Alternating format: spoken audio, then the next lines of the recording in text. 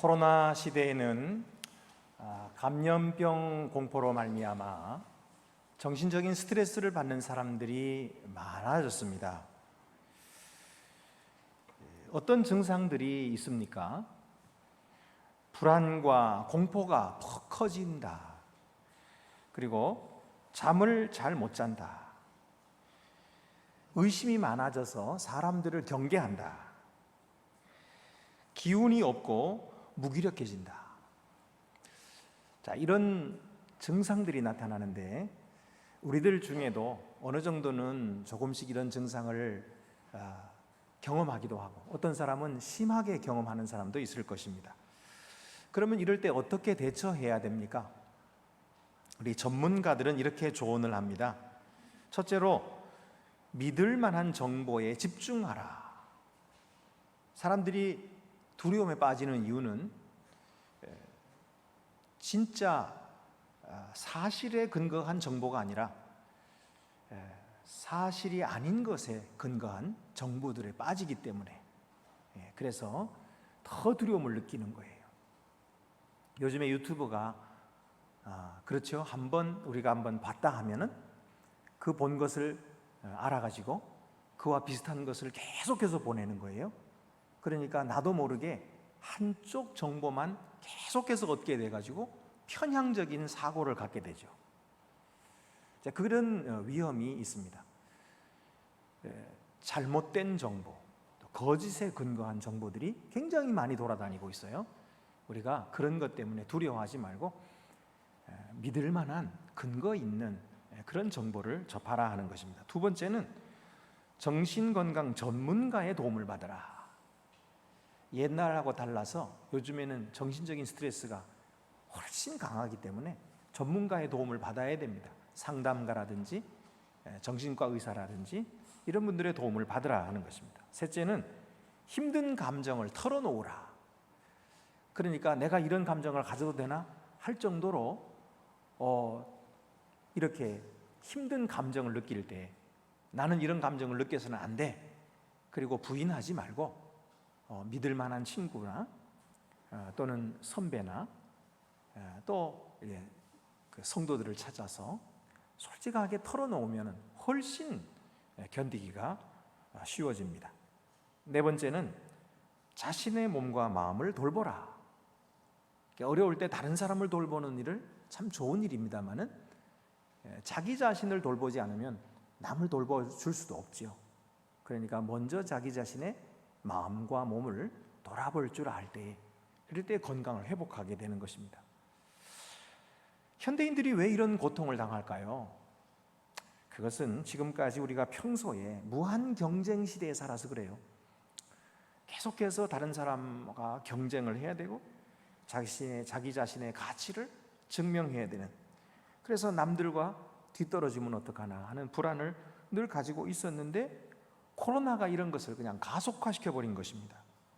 그래서 코로나 때문에 이것도 못하고 저것도 못하니까 자기 자신이 쓸모없는 존재가 된 것 같이 느껴져서 이런 것은 죽기보다 두려운 것이죠.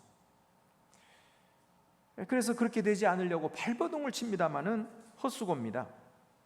여러분, 사람이 노력을 해도 다른 사람의 이런 기대에 부응하려고 노력하는 그 노력은 헛수고가 되는 거예요. 왜냐하면 사람의 기대라고 하는 것은 그대의 기도를 충족시켜 줬다고 해서 그대로 있는 게 아니라 기대는 계속해서 높아지거든요. 그러니까 다 충족시켜 줄 수가 없는 것입니다. 그러기보다는 남들이 보는 그 시각에 따라서 나를 보기보다 진정한 나를 발견하는 것이죠. 그래서 나는 누구인가? 나는 왜 가치가 있는가? 나는 왜 살고 있는가? 어디서부터 와서 어디로 가는가? 이런 자기 자신의 진정한 가치를 발견하게 될 때에 우리의 노력은 가치가 있는 것이죠. 이렇게 말씀하실 분들도 있을 겁니다. 목사님, 코로나 시대가 이렇게 사람들이 불안을 느끼고 공포를 느끼고 무기력해지는데 뭐 설교 듣는다고 뭐 난 게 있나요? 말씀 듣는다고 뭐가 달라집니까? 교회 간다고 해가지고 돈이 생기는 것도 아니고 뭐 예배 드린다고 해서 코로나가 사라지는 것도 아니잖아요. 그렇게 생각되시는 분도 있겠지요. 하지만 우리 성도들이 오늘과 같은 이런 말씀, 예수님이 하시는 말씀을 들을 때 어떻게 느낄까요? 볼지어다 내가 세상 끝날까지 너희와 항상 함께 있으리라. 볼지어다 내가 세상 끝날까지 너희와 항상 함께 있으리라 하시는 이 예수님의 말씀을 믿는 우리들이 그 말씀을 들을 때 어떤 마음에 힘이 생깁니다. 왜 그럴까요? 그것은 그분의 말씀이 단순히 그냥 공기만 울리는 이런 진동이 아니라 그 말씀 속에 들어있는 우리를 귀중히 여기는 마음이 들려지기 때문이에요. 우리를 소중히 여기시고 우리를 사랑하시는 그 사랑의 음성이 들려지기 때문에 우리의 힘이 나는 거예요. 그래서 우리가 살 소망이 생기고 희망이 생기고 자기 자신의 가치를 느끼니까 그렇게 달라지는 것입니다. 결국은 자기 정체성이 문제입니다. 나를 무엇이라고 생각하느냐, 나는 누구냐 하는 것이죠. 악한 자는요 끊임없이 우리들의 마음속에 이런 생각을 집어넣어서 우리를 실망하게 만듭니다. 무슨 어려움이 생기면 그것 봐, 너 때문이야. 너는 복을 받을 가치가 없어, 자격도 없어. 이렇게 생각하게 만듭니다. 너는 무능해서 사회에서 도태되고 말 거야. 너는 쓸모가 없어. 사람들이 너를 거들떠 보지도 않잖아. 이러면서 계속해서 우리를 어두운 쪽으로 끌고 가고 우리를 낙심하게 만드는 것입니다. 악한 자는 계속해서 사람들의 기준에 따라 살아라고, 그래서 사람들에게 높임을 받으라고 우리를 속이고 있는 것입니다. 그러나 여러분, 성경은 그렇게 말씀하지 않습니다. 성경은 뭐라고 말씀합니까? 볼지어다 내가 세상 끝날까지 너희와 항상 함께 있으리라. 여러분, 이 말씀이 무슨 뜻일까요? 첫 번째는 세상 끝날까지 함께 하시겠다는 이 예수님의 사랑의 약속은 우리의 자격을 막론하고 우리에게 주시는 말씀이에요. 우리가 그 말씀을 받을 만한 자격이 있느냐, 주님께서 나와 함께 하실 만한 내가 자격이 있느냐 없느냐를 주님은 따지지 않으시는 거예요. 우리는 흔히 생각할 때에 나는 부족하고 모자라니까, 나는 믿음이 없고 의심이 많으니까 아마도 사랑받을 자격이 없을 거예요. 하나님께서 나를 아주 좀 못되게 보실 거야, 좀 안 좋게 보실 거야, 이렇게 생각하기가 쉬워요. 그러나 오늘 성경을 자세히 보면은요, 마태복음 28장 16절 17절에 11제자가 갈릴리에 가서, 여기 11제자는 예수님의 12제자 중에서 가룟 유다 빼졌죠. 11제자.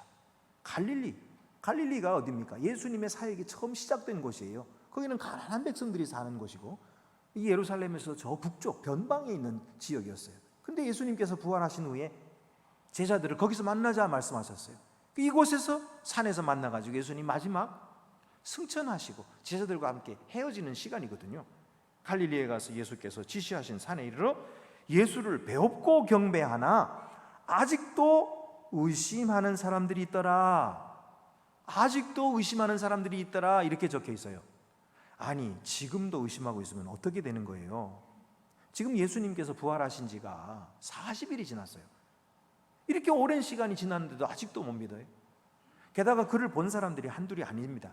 마리아와 막달라 마리아, 또 요한과 베드로, 예수님의 11제자뿐만 아니라 50의 형제들이 일시에 예수님의 부활하심을 보았거든요. 옆에 사람이 그렇게 예수님 보았고 증거하고 있는데 아직도 못 믿어요. 게다가 이 사람들은 지금 예수님께서 명하신 산에 올라가서 예수님의 승천하시는 모습을 직접 자기 눈으로 보고 있는 겁니다. 그런데도 못 믿고 있는 것입니다. 여러분, 이 정도 되면은 예수님께서 뭐라고 하시겠어요? 야, 너희는 왜 이렇게 믿음이 없냐? 그만 돌아가라. 너희들에게는 아무 기대할 것도 없다. 그렇게 말씀하실 것 같은데 아니에요.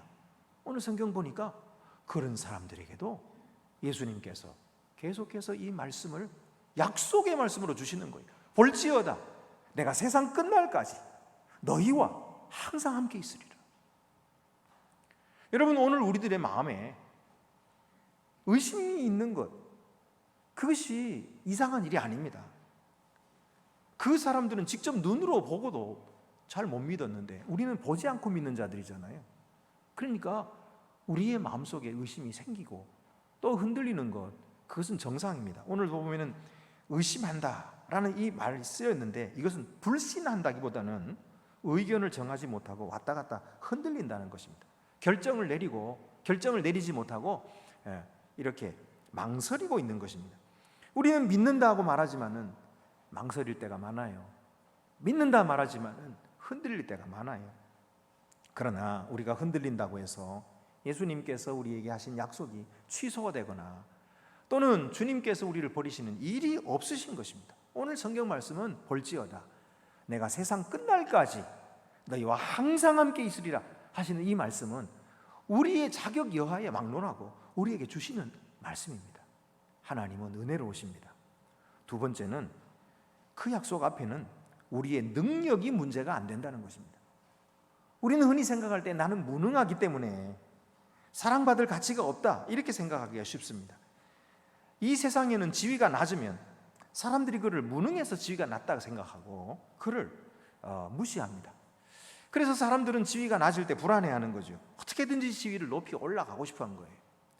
알랭드 보통은 능력주의 체제에서는 가난이라는 고통에 수치라는 모욕까지 더해지게 된다 그랬어요. 얼마나 부조리한 세상인지 몰라요. 가난한 사람을 능력이 없어서 가난하다라고 수치와 모욕까지 준 세상이라는 거예요. 사실 가난이라는 게 물론 무능해서 가난할 수도 있지만 반드시 그런 것은 아닙니다. 열심히 하는데도 능력이 있는데도 가난해질 수 있는 거예요. 사회적으로 잘못돼서 그럴 수도 있고요. 어떤 사람들은 스스로가 남을 위해서 재산을 내어놓고 가난해지기도 하는 것입니다. 그런데 가난은 무조건 수치다. 이렇게 사람들을 부끄럽게 만드는 것이 세상이라는 것입니다. 여러분, 능력이 없어서 멸시받을 때 자신이 비참하게 느껴지는 것입니다. 무능하다고 사회에서 버림받지 않을까 하는 두려움이 있는 것입니다. 그래서 자신이 유능한 사람인 것처럼 보이기 위해서 끼를 쓰는 거죠. 다행히 사람들이 나를 유능한 사람을 알아주면 다행입니다. 행복하겠죠. 그러나 그것도 잠시, 조금 지나고 나면 아휴, 나의 무능이 드러나면 어떡하나, 내가 실력 없는 것이 드러나면 어떡하나 하는 두려움과 걱정이 또 나를 짓누르게 되는 것입니다. 이런 우리에게 주님은 뭐라고 말씀하십니까? 18절입니다. 예수께서 나와 말씀하여 이르시되 하늘과 땅의 모든 권세를 내게 주셨으니. 여러분, 하늘과 땅의 모든 권세를 예수님께 주셨다고 말씀하십니다. 그 예수님께서 우리와 함께 하시고 내가 세상 끝날까지 너희와 항상 함께 있으리라고 말씀하셨어요. 그러니 우리의 무능이 무슨 문제가 되겠습니까? 우리의 능력 없음이 아무 문제가 안 되는 것은 능력의 주님께서 우리와 함께 하시기 때문이에요. 예수님께서 어떤 능력을 가지셨습니까? 예수님은 하늘과 땅의 권세를 가지셨다고 했어요. 예수님은 사실 십자가 위에서 무능하게 죽으셨어요. 사람들은 그에게 기대를 했는데 기대를 저버리신 거죠. 그리고 아무 힘 없이 로마 군병들의 손에 붙들려서 십자가 못 박혀 죽으신 것입니다. 그러나 그 무능하신 예수 그리스도를 하나님께서 살리셨어요. 성령으로 살리셨어요. 죽으신 3일 만에 무덤에서 부활하게 하셨어요. 그리고 그를 영광스럽게 높이셔서 하늘 보좌에 앉으시고 모든 세상 사람들의 무릎이 그 앞에 꿇게 하시고 모든 만물들이 천사와 권세자들 모든 자들이 다 그의 앞에 머리를 조아리게 하신 거예요. 그래서 오늘 주님 말씀하십니다. 하나님께서 하늘과 땅의 모든 권세를 내게 주셨다. 여러분, 이 주님께서 우리와 함께 계신다면 우리의 무능이 무슨 문제가 되겠습니까? 하나님은 무능한 우리들에게도 또 살게 하시는 거죠. 능력이 없고 약하다고 해서 하나님께서 다 죽게 하시는 것이 아니에요. 또 살게 하십니다. 또 번창하게 하십니다. 또 일어서게 하십니다. 이것이 하나님의 역사예요. 이것이 하나님의 복음의 말씀입니다. 오늘도 이 말씀을 우리에게 선포하고 계시는 것입니다.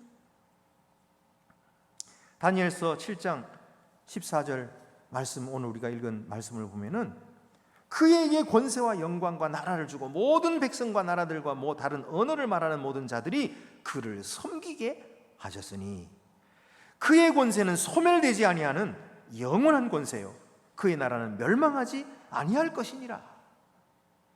영원한 권세를 가지신 예수 그리스도께서 세상 끝날까지 우리와 함께 하시겠다고 약속해 주셨습니다. 세 번째는, 이 약속의 말씀은 우리의 효용성이 문제가 되지 않는다는 말입니다. 우리는 흔히 나는 쓸모가 없으니까, 사랑받을 만한 가치가 없다, 이렇게 생각합니다. 그러나 여러분, 이 쓸모없는 것을 누가 정했습니까? 우리가 사람들이 많이 모인 곳에 이렇게 들어가 보면은요, 사람들이 만약에 나를 아무도 알아주지 않는다고 생각해 보세요. 내가 들어왔는데도 거들떠보지도 않고 아무도 나한테 와서 아는 척도 안 하고 말도 걸지 않는다고 생각한다면 얼마나 비참하겠어요.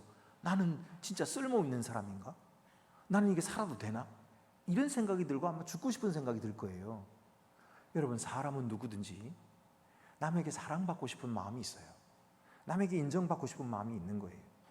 이런 마음을 악한 사람들은 이용해가지고 막 무시해가지고 그 사람을 자기 종속되게, 자기에게 종속되게 그렇게 만드는 그런 악한 사람들도 있습니다. 어쨌든 우리들은 다 남에게 인정받고 싶은 욕망이 있고 또 사랑받고 싶은 욕망이 있는데, 사실은 그렇게 되지 못할까 봐 두려워하는 거예요.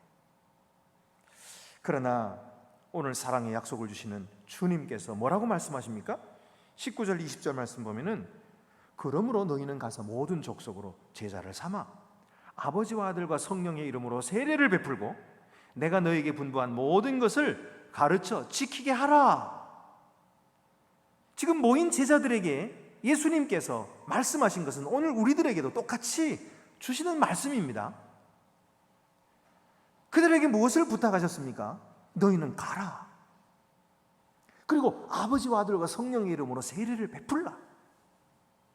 그리고 내가 너에게 분부한 모든 것을 가르쳐 지키게 하라 라고 말씀하시면서 볼지어다 내가 세상 끝날까지 너희와 항상 함께 있으리라, 이 약속을 주시거든요. 그러니까 이 약속 속에는 하나님이 우리를 얼마나 크게 인정하시고 우리를 얼마나 소중하게 여기시는가 하는 말씀이 들어있는 것입니다. 우리에게 사명을 주셨다고 하는 것은 우리가 하나님께 꼭 필요하다는 뜻이에요. 있어도 그만 없어도 그만 하는 존재가 아니라는 말입니다. 우리는 하나님께 꼭 필요한 존재들이고 하나님의 손에 쓰임받는 존재들입니다. 그래서 하나님께서 우리에게 사명을 주신 거예요. 이 사명이 있는 한 주님은 언제든지 우리와 함께 계시는 것입니다. 우리에게 맡기신 일이 있는 거예요. 우리를 믿고 계시는 거예요. 우리를 크게 보시는 것입니다. 여러분, 하나님은 사람 도움 없어도 얼마든지 세상을 새롭게 하실 수 있어요. 그러나 하나님 그렇게 하지 않으시고 언제나 사람을 통해서 일하십니다. 하나님은 자기의 종들을 자기가 선택하시고 부르십니다. 그리고 그들에게 일을 부탁하시고 하나님의 사역에 함께 동참시키시고 그리고 하나님의 영광에 참여하게 하시는 거예요. 이것이 하나님의 방법입니다. 하나님의 이 놀라운 구원의 계획 속에 하나님께서 지금 누구를 불러주셨는지 생각해 보세요. 여러분, 주위를 돌아보세요. 바로 이분들이 하나님께 부르심을 받은 자들입니다. 하나님이 선택하신 자들입니다. 하나님께서 사명을 주신 자들입니다. 이 형제자매들이 함께 모여서 하나님의 나라를 위해서 부름받아서 주님의 일을 감당할 사람들인 것입니다. 여러분 자신을 포함해서. 그러므로 여러분, 하나님 앞에 우리가 얼마나 소중한 존재인지를 다시 한번 말씀해 주시는 것입니다. 여러분, 한 사람 한 사람이 하나님께 소중한 존재들이에요. 하나님께는 없어서는 안 되는 소중한 존재들이라는 사실을 말씀해 주고 계시는 것입니다. 오늘 베드로전서 5장 10절 말씀을 보면은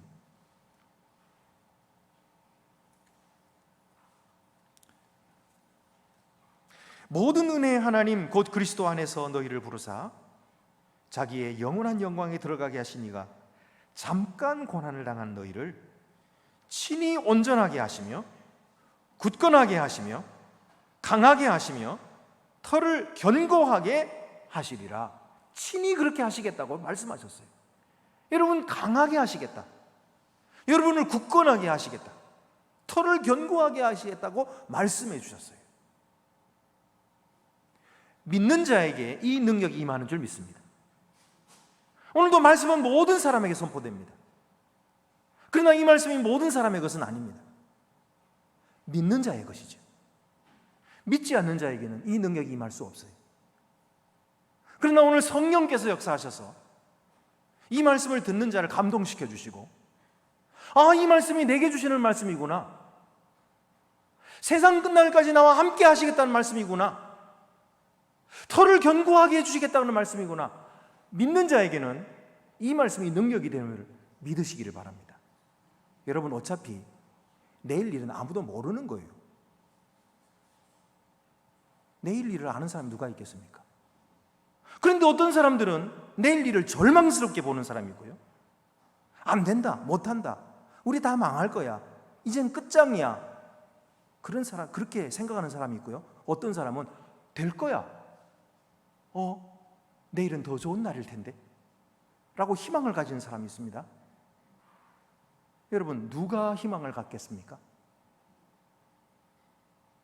믿는 사람이 희망을 가져요. 무슨 근거로? 하나님의 약속을 믿으니까요. 그래서 믿는 사람은 세상 사람과 달라요. 어떤 환경, 어떤 어려움이 와도 그 믿음 속에서 이기는 것입니다. 다시 일어서는 것입니다. 그리고 하나님의 도우심을 또 받는 거예요. 코로나가 전 세계를 휩쓸고 있습니다. 다행히 우리나라는 확진자 수가 그렇게 많지 않아서 다행입니다만은 지금 전 세계적으로는 하루 확진자가 최고치를 계속 경신하고 있어요. 앞으로 어떻게 될지 모릅니다. 그러나 우리는 확신합니다. 볼지어다 내가 세상 끝날까지 너희와 항상 함께 있으리라. 주께서 말씀하셨어요. 이 말씀을 믿는 자에게 이 말씀이 능력이 될 줄로 믿습니다. 오늘도 우리는 그 말씀을, 우리의 믿음을 발동시켜서 받아들여야 돼요. 우리 속에 있는 믿음을 잠자게 하지 말고 주님의 말씀이 들려올 때에 내 믿음을 발동시켜서 주여 내가 믿나이다, 나의 믿음 없음을 불쌍히 여겨 주시옵소서, 주여 내가 믿나이다. 여러분, 믿음을 발동시켜서 믿음 위에 서십시오. 그러면 이 세상이 달라져요. 우리 자신이 달라져요. 세상 사람들이 나를 보는 것처럼 가진 것도 없고 아는 것도 없는 것이 뭘 한다고? 믿지 마세요. 그런 소리에 속지 마세요. 주님은 우리를 고귀하게 계십니다. 하나님은 우리를 위해 자기 독생자를 버리셨어요. 우리가 얼마나 소중한 존재들인지 성경이 계속해서 말씀하고 있잖아요. 믿음에 굳게 서라. 흔들리지 마라. 우리가 요즘에 이사야 성경을 읽고 있는데 이사야 성경에 아하스 왕이 나오잖아요. 근데 저 북방에서 쳐들어왔어요. 그래서 아람 왕, 아람의 르신 왕과 그리고 또 자기 동조 북이스라엘의 베가 왕이 연합군을 해가지고 아예 남유다의 아하스 왕을 쳐들어온 거예요.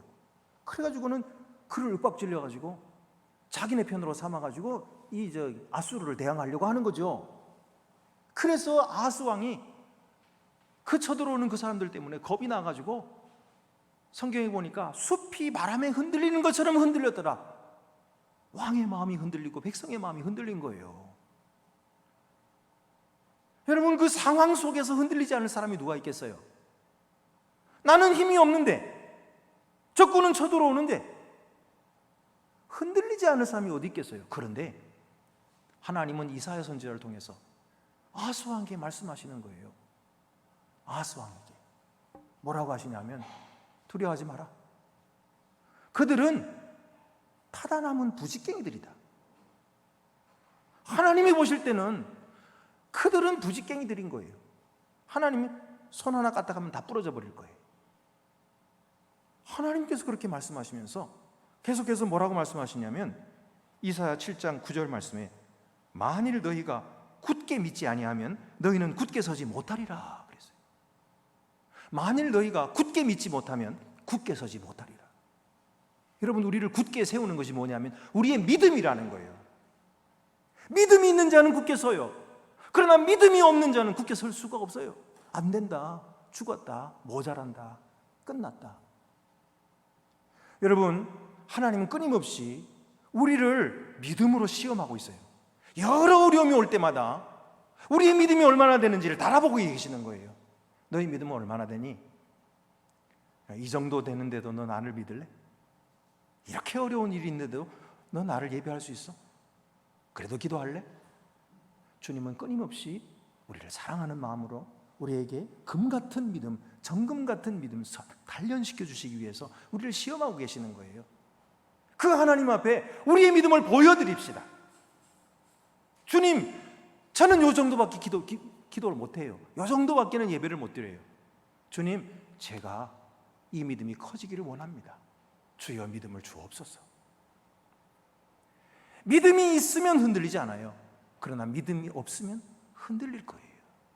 그러면 흔들리기 시작하면, 왕이 흔들리면 신하들도 흔들리고 백성도 다 흔들리고 다 망하는 거예요. 그러나 하나님을 믿고 주여 믿습니다, 하나님이 나와 함께 하시니까 우리가 이길 줄 믿습니다 하고 대항하면 모르는 거죠.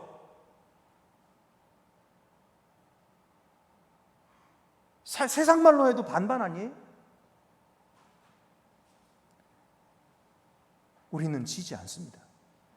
코로나에도 지지 않습니다.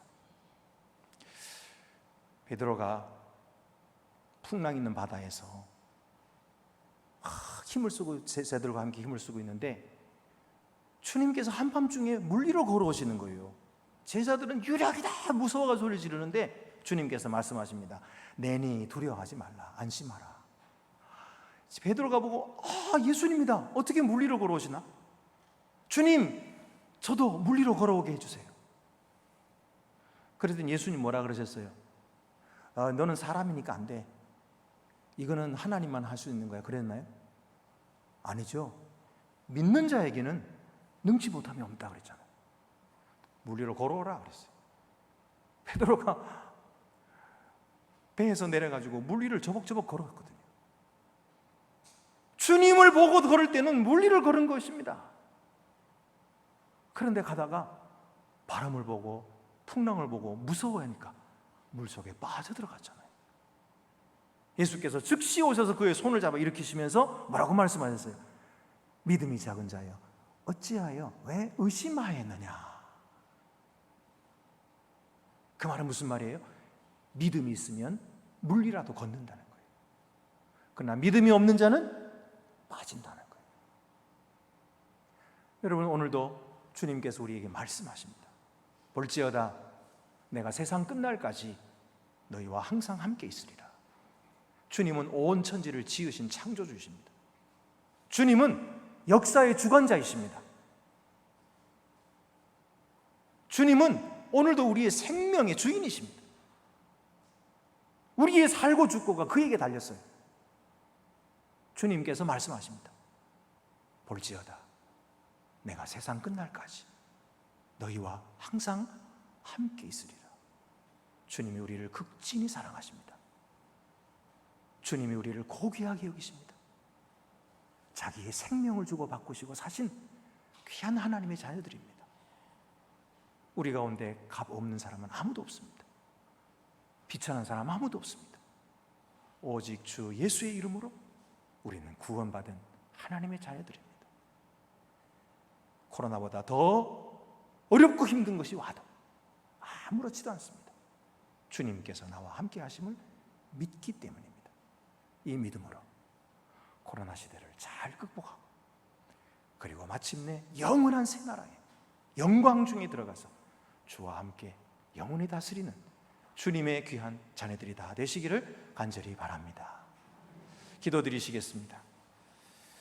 은혜로우신 하나님 아버지, 많은 사람들이 지치고 많은 사람들이 포기하고 많은 사람들이 주저앉아 일어날 수 없는 지경이라도 주님의 말씀을 믿는 자는 다시 일어나게 해주시는 줄 믿습니다.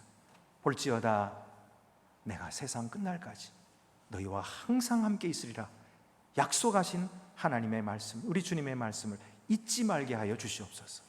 어떤 일이 와도 어떤 어려움이 와도 주님의 사랑은 끊어지지 아니하고 이 세상의 그 어떤 권세도 하나님의 사랑의 줄을 끊을 수 없다는 이 사실을 항상 기억하며 주를 의지하고 승리하고 주께 영광 돌리는 주님의 자녀들이 다 되게 하여 주시옵소서. 우리 주 예수 그리스도의 이름으로 기도드립니다. 아멘.